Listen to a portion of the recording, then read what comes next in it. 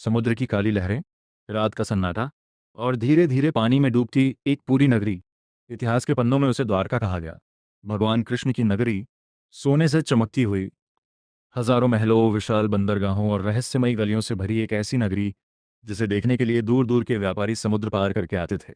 लेकिन फिर एक दिन पूरा शहर समुद्र में समा गया और आज भी अरब सागर की गहराइयों में उस खोई हुई नगरी के अवशेष मिलने का दावा किया जाता है।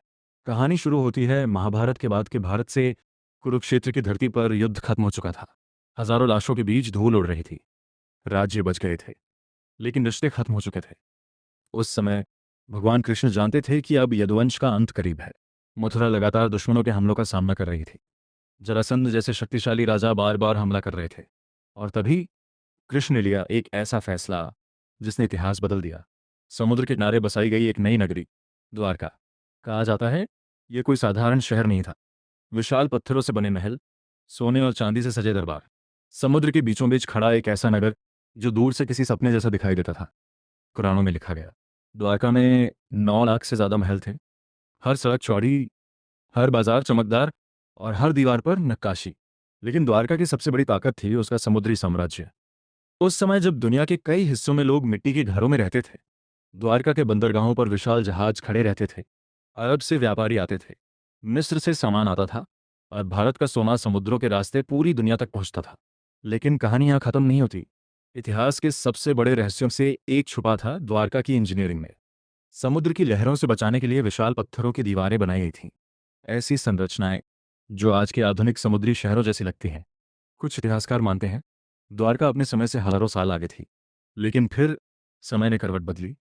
महाभारत के 36 साल बाद यदुवंश के अंदर ही विनाश शुरू हो गया। एक श्राप, एक भविष्यवाणी, और फिर शुरू हुआ रक्तपात। कहा जाता है यदुवंश के लोग आपस में ही लड़ पड़े। शराब, अहंकार और सत्ता की आग में पूरा वंश जलने लगा। समुद्र किनारे का वह उत्सव धीरे धीरे मौत के मैदान में बदल गया। भाइयों ने भाइयों को मारा, दोस्तों ने दोस्तों को काट डाला और देखते ही देखते पूरी धरती खून से लाल हो गई।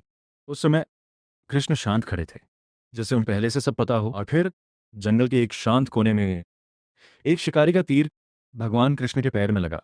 वो पल सिर्फ एक मृत्यु नहीं थी, वह एक युग का अंत था।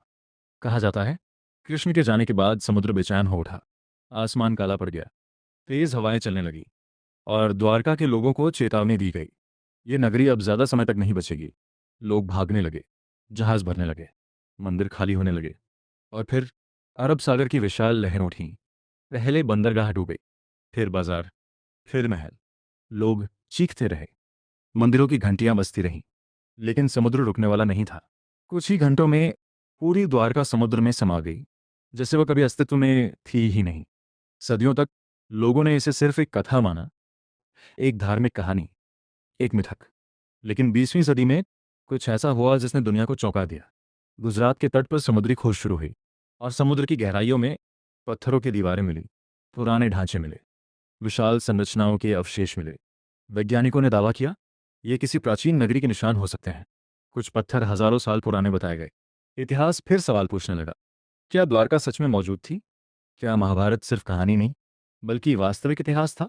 आज भी अरब सागर की गहराइयों में गोताखोर उतरते हैं, कैमरों में धुंधली दीवारें कैद होती हैं और हर नई खोज इस रहस्य को और गहरा बना देती है। लेकिन सबसे बड़ा रहस्य आज भी वही है, अगर द्वारका इतनी शक्तिशाली थी तो वह एक ही रात में कैसे खत्म हो गई? क्या यह प्राकृतिक आपदा थी, समुद्र का प्रकोप, या फिर इतिहास का सबसे बड़ा श्राप?